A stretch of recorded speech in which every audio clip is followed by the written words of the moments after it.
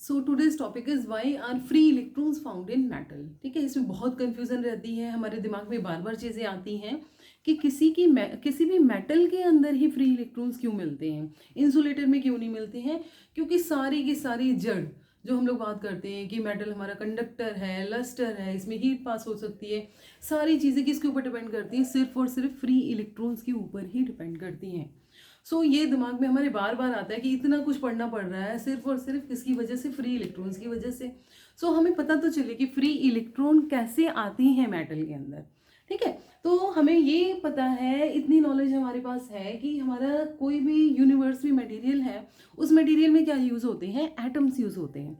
Okay, single atom की अगर हम लोग बात करें तो सिंगल एटम में क्या होता है, प्रोटॉन्स कहाँ पे होते हैं, न्यूक्लियस में, जो कि वो फिक्स्ड रहते हैं, वो निकल नहीं सकते। उसको निकालने के लिए हमें बहुत ज़्यादा एनर्जी चाहिए।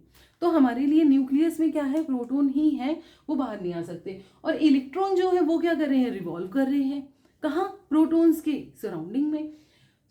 इसमें हुआ क्या कि ये इलेक्ट्रॉन है, ये मेरा प्रोटॉन है, इलेक्ट्रॉन के ऊपर नेगेटिव चार्ज है, प्रोटॉन के ऊपर पॉजिटिव चार्ज है, फिर क्या आ जाएगा यहाँ पे Coulomb's attraction. Opposite always attract. तो यहाँ पे एक अट्रैक्टिव फोर्स आ गई, सिर्फ और सिर्फ सिंगल अट्रैक्टिव फोर्स है। जैसे कोई बच्चा है, वो बच्चा कहाँ है, पेरेंट्स के उसमें है, छाँव में है, तो वो पेरेंट्स उसको संभाल रहे हैं, पूरी की पूरी उसकी नज़र, पेरेंट्स की नज़र अपने बच्चे पे है। ठीक है, तो वो बच्चा उनसे दूर नहीं जा सकता है। यहाँ पे क्या है, एक स्ट्रॉन्ग बाइंडिंग है। बट अगर हम लोग बात करें कि जब कोई मटेरियल की बात करते हैं, उस मटेरियल में क्या होता है, बहुत सारे एटम्स को हम लोग एक साथ ले आते हैं।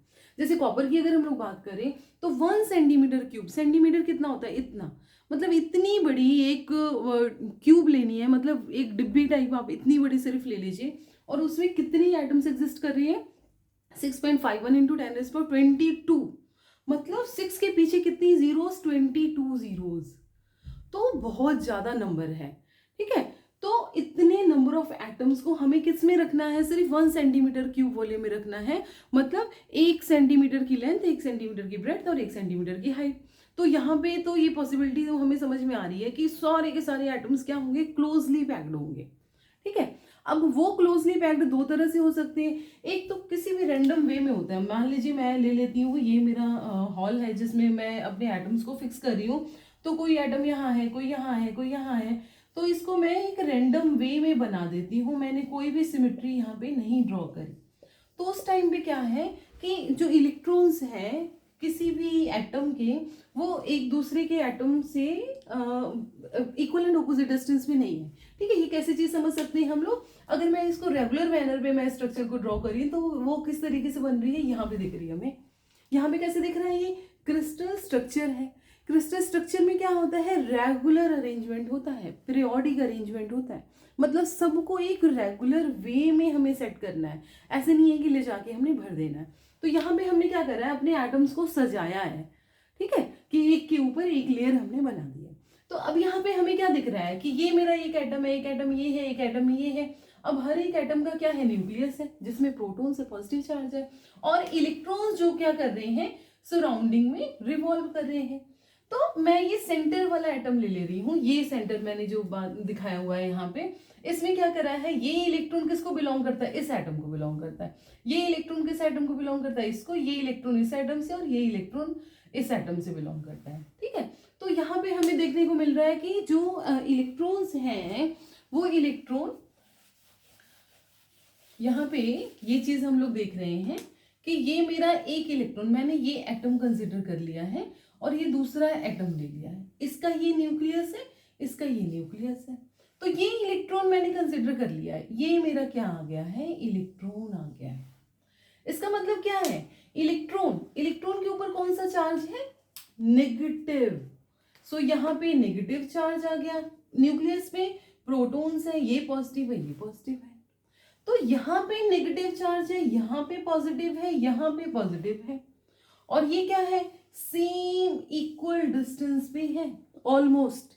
ठीक है, तो यहाँ पे ऑलमोस्ट जो नेट फोर्स लगेगी, नेट फोर्स किसके ऊपर, ऑन इलेक्ट्रॉन, वो क्या है, अप्रोक्सीमेटली 0, नॉट कंप्लीटली 0।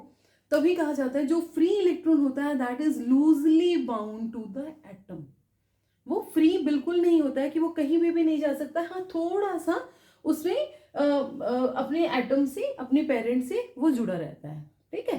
तो जैसे हॉस्टल में बच्चा गया, तो हॉस्टल में बच्चा चला तो गया, वहां पे अपने मन का कर रहा है, बट उसको फिर भी पीछे से वो क्या है, अपनी फैमिली से कनेक्टेड है, ठीक है। तो उसी तरीके से ये है, हमारे पास बहुत लूजली बाउंड है कि पेरेंट का जो कंट्रोल है अपने बच्चे के ऊपर वो क्या है, बहुत कम है।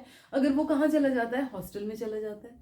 अगर वो घर में ही है तो वहां पे आप देख सकते हो कि बहुत ज्यादा कंट्रोल है, तब तो आप कुछ भी नहीं कर सकते हो।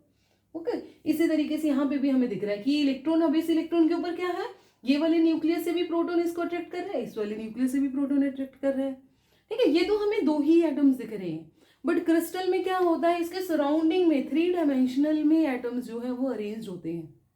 उसकी वजह से हमारे पास इक्वल एंड ऑपोजिट फोर्सेस आ जाती है, almost equal and opposite forces होती है, जिसकी वजह से हम बोल देते हैं net force on electron is 0, ठीक है। इस वजह से इलेक्ट्रॉन क्या है, फ्री है। फ्री का मतलब क्या है कि वो अपने पेरेंट से, मतलब अपने न्यूक्लियस से अटैच्ड नहीं है। अटैच्ड है भी तो बहुत कम एनर्जी से है, तो इसका मतलब क्या कर सकता है, वो अपने मटेरियल में कहीं पे भी घूमने के लिए वो कैपेबल है, ठीक है। तो इस तरीके से अगर मैं 100 एटम्स ले रही हूँ तो हर एक एटम का एक इलेक्ट्रॉन फ्री होगा, तो 100 इलेक्ट्रॉन जो है वो हमें यहाँ पे दिखाई देंगे, ठीक है। अब इलेक्ट्रॉन क्या है, एक बच्चे के जैसा है। अब इलेक्ट्रॉन जैसे बच्चा है कोई छोटा, अब वो अगर उठ गया, अगर सोया है तो ठीक है, अगर उठ गया तो वो क्या करेगा, इधर उधर घूमता रहेगा, भागता रहेगा, ठीक है, टिक के नहीं बैठेगा।